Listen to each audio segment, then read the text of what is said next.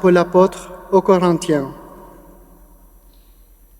Frères, moi, Paul, j'ai moi-même reçu ce qui vient du Seigneur, et je vous l'ai transmis.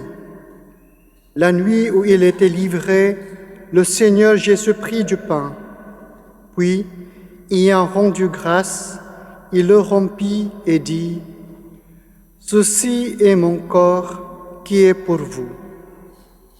Faites cela en mémoire de moi. » Après le repas, il fit de même avec la coupe, en disant, « Cette coupe est la nouvelle alliance en mon sang. Chaque fois que vous en boirez, faites cela en mémoire de moi. » Ainsi donc, chaque fois que vous mangez ce pain et que vous buvez cette coupe, vous proclamez la mort du Seigneur jusqu'à ce qu'il vienne. Parole du Seigneur.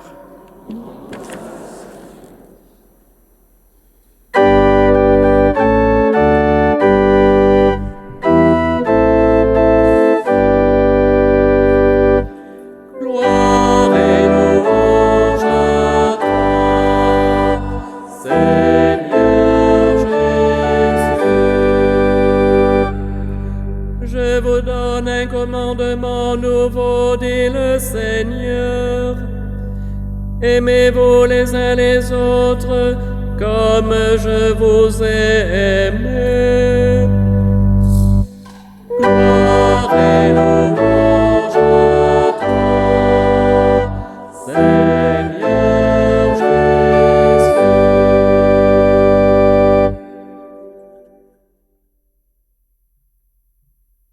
Le Seigneur soit avec vous.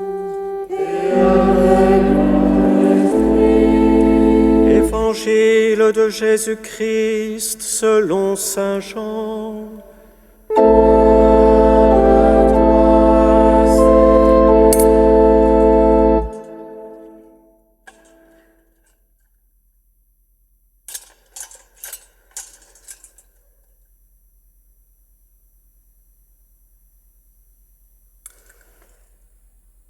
Avant la fête de la Pâque, sachant que l'heure était venue pour lui de passer de ce monde à son Père, Jésus, ayant aimé les siens qui étaient dans le monde, les aima jusqu'au bout.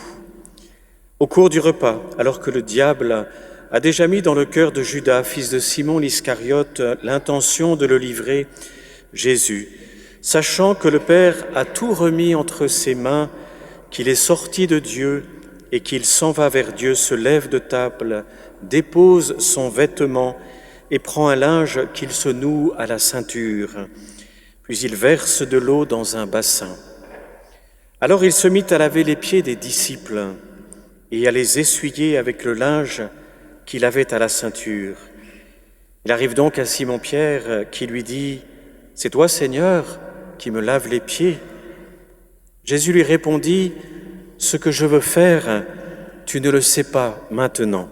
Plus tard, tu comprendras. » Pierre lui dit « Tu ne me laveras pas les pieds. Non, jamais. » Jésus lui répondit « Si je ne te lave pas, tu n'auras pas de part avec moi. » Simon-Pierre lui dit « Alors, Seigneur, pas seulement les pieds, mais aussi les mains et la tête. » Jésus lui dit « Quand on vient de prendre un bain, on n'a pas besoin de se laver, sinon les pieds. On est pur tout entier. Vous-même, vous êtes purs, mais non pas tous. » Il savait bien qui allait le livrer, c'est pourquoi il disait « Vous n'êtes pas tous purs. » Quand il leur eut lavé les pieds, il reprit son vêtement, se remit à table et leur dit « Comprenez-vous ce que je viens de faire pour vous? Vous m'appelez Maître et Seigneur, et vous avez raison, car vraiment je le suis. Si donc moi, le Seigneur et le Maître, je vous ai lavé les pieds, vous aussi, vous devez vous laver les pieds les uns aux autres. C'est un exemple que je vous ai donné, afin que vous fassiez vous aussi comme j'ai fait pour vous. » Acclamons la parole de Dieu.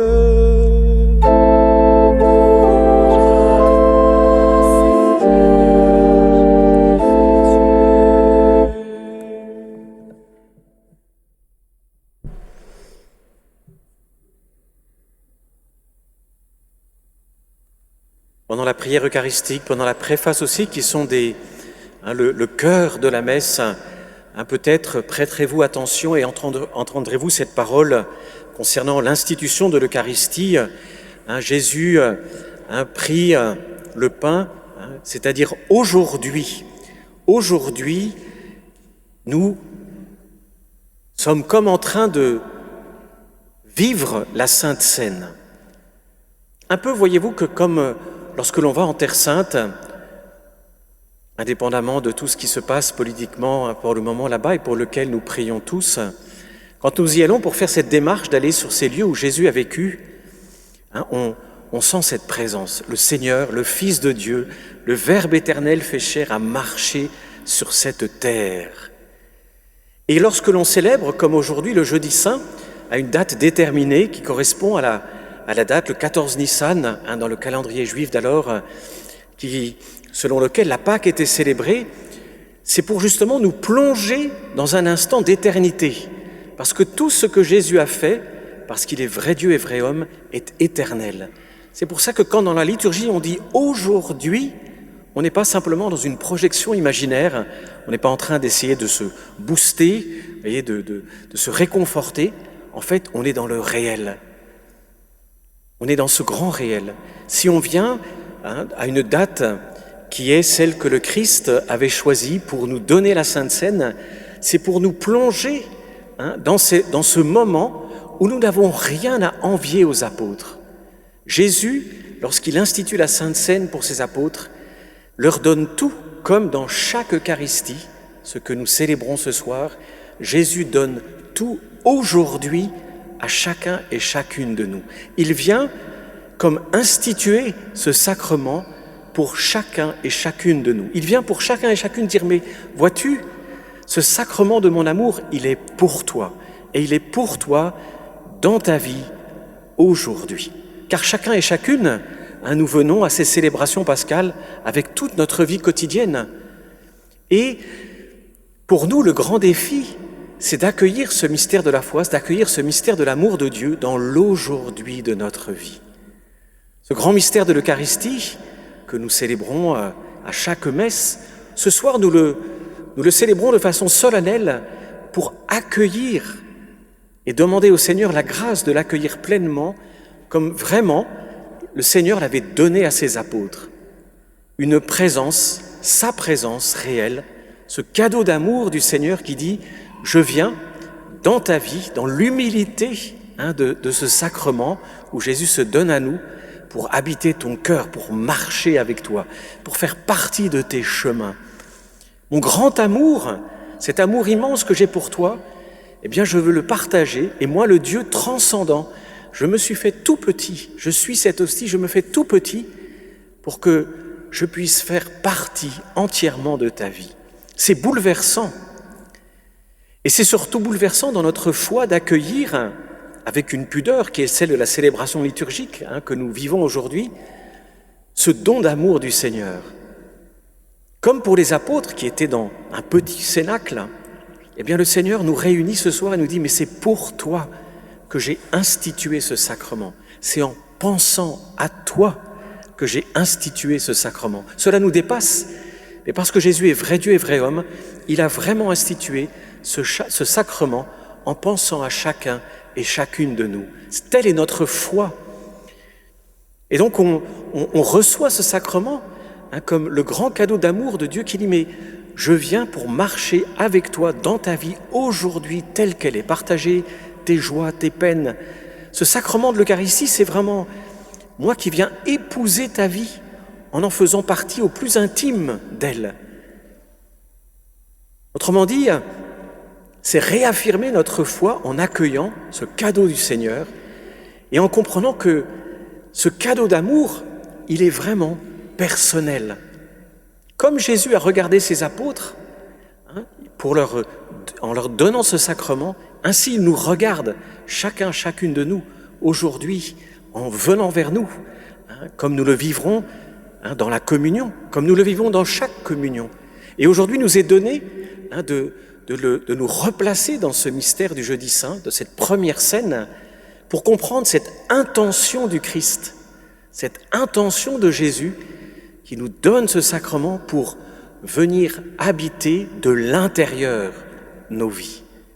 C'est pour ça que ce sacrement, tant de chrétiens, de chrétiennes, de saints, de saintes, l'ont magnifié, parce qu'on est devant quelque chose de si grand, qui nous dépasse tellement, un amour tellement infini, qui nous révèle l'amour de Jésus, l'amour de Dieu pour chacun et chacune de nous, qui nous révèle par conséquent ce que nous sommes vraiment. Et c'est ce sacrement qui nous aide à rendre grâce aussi au Seigneur pour le don du sacerdoce. Le sacerdoce aujourd'hui est bien malmené, nous le savons bien, et nous prions pour tous ceux et toutes celles qui souffrent et qui ont souffert et souffrent encore de toutes les séquelles de ceux et celles qui ont usé de façon perverse ce don. Et néanmoins, aujourd'hui, en gardant tout cela dans notre prière, en priant pour tous ceux et toutes celles qui ont un chemin douloureux, parce qu'il y a eu de graves erreurs, néanmoins, nous rendons grâce au Seigneur, parce que par le don de ce sacerdoce, le Seigneur nous donne son Eucharistie, sa présence réelle, le sacrement du pardon des péchés, et tous les sacrements qui viennent de cette fontaine d'amour qu'est le cœur de Jésus. Alors on se dirait, mais devant un tel amour, que faire? Devant un amour si grand, que faire? Eh bien, l'Évangile aujourd'hui nous a guidés. L'Évangile aujourd'hui nous a guidés, et cet Évangile est si important qu'il va même se traduire dans un geste. Nous avons eu dans cet Évangile le lavement des pieds. Ce lavement des pieds que nous allons reproduire tout à l'heure de façon simple et qui nous donne une grande intention du Christ. Le Seigneur nous invite à nous aimer les uns les autres comme il nous a aimés. Alors, on dirait, mais on est complètement dépassé. Et alors on comprend qu'il y a un lien intrinsèque, profond entre l'Eucharistie et la charité fraternelle, l'amour du prochain. C'est en recevant cet amour du Seigneur, c'est en se sachant aimer de lui, en pouvant ouvrir notre cœur sans cesse à son cœur, que nous comprenons qu'avec lui, avec cet amour qu'il nous donne, avec son amour qu'il nous donne, avec sa présence dans nos vies, nous pouvons accueillir notre prochain dans cette humilité. On sait que c'est bien difficile. On sait que cet amour du prochain, c'est le grand lieu de nos luttes quotidiennes. Et pourtant, c'est le grand signe distinctif de la chrétienté. Affirmer que Dieu est amour et que d'aimer le prochain est notre vocation, c'est ce que Jésus, en exclusivité si j'ose dire, nous a révélé. Il nous a révélé la grandeur, la profondeur, la noblesse de notre vocation à tous, vous et moi. Et dans ce lavement des pieds, il nous montre le chemin. Répondre à son amour, eh bien, c'est nous tourner les uns vers les autres et nous accueillir les uns les autres, comme lui-même a accueilli ses disciples. Alors, dans cet amour fraternel, il y a toujours des luttes. On l'avait au début de cet évangile, au cours du repas, alors que le diable a déjà mis dans le cœur de Judas, fils de Simon l'Iscariote, l'intention de le livrer. Jésus, sachant que le Père a tout remis entre ses mains, qu'il est sorti de Dieu et qu'il s'en va vers Dieu, se lève de table, dépose son vêtement et prend un linge qu'il se noue à la ceinture. Jésus est en pleine conscience de tout cela. Et il nous invite nous-mêmes à faire de même, à aller les uns vers les autres, aller dans l'humilité les uns vers les autres, sachant parfaitement toutes les difficultés que nous rencontrons dans cette solidarité, dans cet amour fraternel, parce que nous sommes tous des pécheurs, nous sommes tous des êtres imparfaits, nous avons tous nos qualités, nos défauts, nos limites, et avec toute notre bonne volonté, notre désir d'aimer, il y a aussi notre égoïsme, notre orgueil, notre sensualité, qui sont autant d'obstacles où on a tendance à se replier sur soi, à vouloir prendre les choses pour soi plutôt que d'apprendre à les partager, à les donner, à les vivre ensemble. Et qu'il y a en nous constamment cette lutte de vouloir être le plus fort, de vouloir avoir toujours raison. Et c'est cette lutte qui vient abîmer en nous ce mystère de l'amour. Mais Jésus nous dit « Je suis là ». Et dans ce grand mystère de l'Eucharistie, Jésus nous dit, eh bien, je viens vers toi, accueille cet amour qui te dépasse et viens puiser dans cet amour qui te dépasse pour aller simplement, humblement, vers ton frère et vers ta sœur. Aller vers ceux qui sont autour de toi, ceux que tu côtoies le plus, ceux qui font partie de ton entourage, ta famille, ton travail, tes voisins, et de reproduire aussi ce geste avec ceux et celles que je mets sur ton chemin. Alors demandons au Seigneur, dans ces célébrations pascales, de regarder cet amour qu'il nous donne, parce que c'est en puisant dans son amour que nous pouvons trouver la force dans l'aujourd'hui de notre vie de chercher à le mettre en pratique. Et puis, parce que c'est une des grandes intentions aussi de ce jeudi saint, de remercier. Nous allons avoir après la célébration de la messe un temps pour adorer le Christ dans le Saint-Sacrement. Nous irons dans le reposoir, c'est-à-dire un lieu où la présence du Saint-Sacrement va rester toute la nuit et qui est un moment dans lequel nous pouvons rendre grâce, dire merci Seigneur, donner de notre temps, donner aussi un peu de notre sommeil pour dire au Seigneur merci pour cet amour que tu me donnes, merci de venir habiter ma vie, merci pour cette présence réelle, que ta présence réelle que tu me donnes dans ce sacrement, merci pour ta fidélité, merci parce que tu es toujours là, merci parce que tu me rejoins là où je suis, que je me sente bien, que je me sente mal, que je sois dans l'accomplissement de quelque chose que je voulais faire ou au contraire dans l'échec, face à des difficultés que je rencontre régulièrement, toi tu es toujours là, tu es fidèle et je viens te dire merci. Le jeudi saint, c'est un grand moment dans lequel ensemble, tous ensemble comme Église, partout dans le monde, nous venons remercier Jésus. Remercier pour le don de son Eucharistie, le don du sacerdoce, ce don du commandement de la charité fraternelle, où il nous révèle ce qu'il y a de plus profond entre nous, qui est cet amour, cette solidarité, cette fraternité que nous sommes appelés à former. Et nous venons le remercier.